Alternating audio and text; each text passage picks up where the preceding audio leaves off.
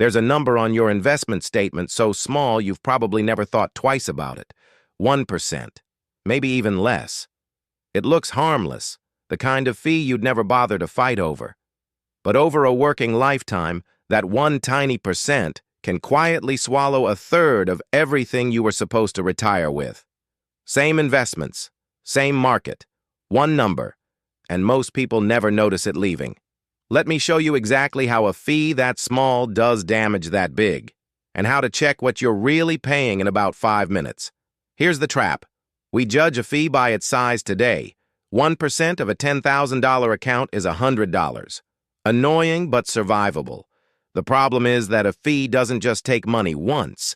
It takes a slice every single year, and it takes that slice from the money that was supposed to be compounding for you. When you pay a 1% fee, you're not really losing 1%. You're losing 1% plus all the future growth that 1% would have earned for the next 20, 30, 40 years. The fee and the lost compounding stack on top of each other. That's why a number that looks tiny on a statement becomes enormous on a lifetime. Economists have a quiet name for this. They call it fee drag, and it works exactly like compound interest, just pointed in the wrong direction. Before we run the numbers, don't forget to subscribe and give a thumbs up.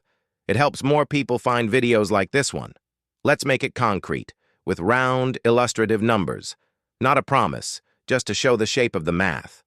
Imagine two people, same age, same salary, both investing the same amount each month for about 30 years. They pick essentially the same investments. The market treats them identically. The only difference? Person A pays a low-cost fee of around 0.1%. Person B pays 1%, which is completely normal for a lot of managed funds and advisors. Over a few decades, on a meaningful balance, that gap doesn't cost Person B a few $100s. Illustratively, it can cost them a sum in the range of a quarter to a third of their final nest egg.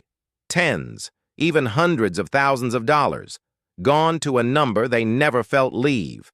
And here's the part that stings. Person B didn't take more risk. They didn't get worse market returns. They just paid more to access the same market, and the fee quietly compounded against them the entire time. Now, fees aren't automatically evil. A genuinely good advisor who keeps you from panic selling in a crash can earn their fee many times over. The point isn't never pay anyone.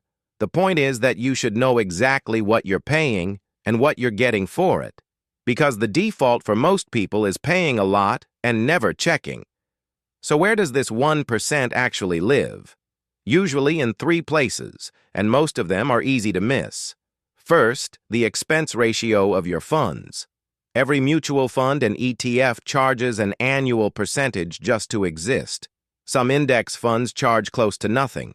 Some actively managed funds charge 10 or 20 times more, for returns that on average often don't beat the cheap option.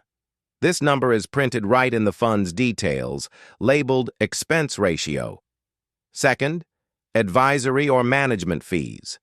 If someone manages your money, they often charge a percentage of everything you've invested, commonly around that 1% mark every year, whether your account goes up or down.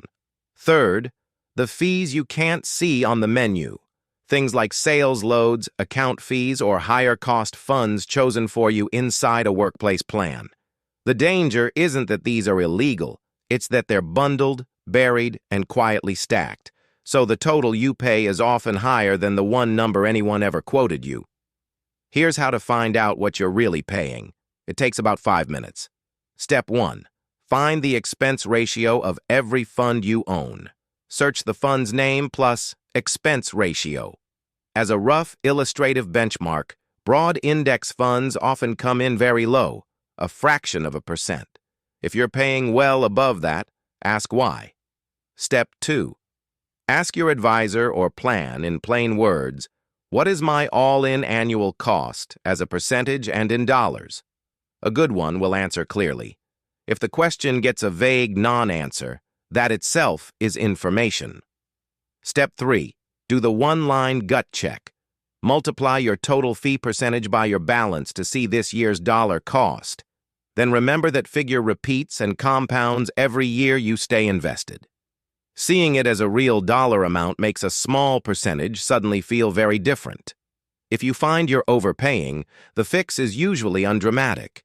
Move toward low-cost, broadly diversified index funds for the core of your portfolio and only pay for advice that clearly earns its keep. You can't control the market, but this is one of the few costs in investing you almost completely can control. So here's the reframe. A fee isn't a small number on a statement. It's a silent partner taking a cut of your future, every year, forever. 1% doesn't sound like much until you realize it's compounding against you the same way your investments are supposed to compound for you. Go run the 5-minute checkup. Worst case, you confirm you're already lean. Best case, you just handed your future self a third of your retirement back. If this made that tiny number finally feel real, don't forget to subscribe and give a thumbs up. Every week we break down how money actually works, no hype.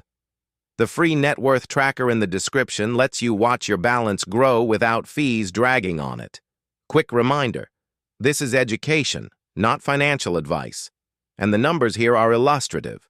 Always verify your own fees. Tell me in the comments, do you actually know your all-in fee? Just answer yes or no. I read every reply. I'll see you in the next one.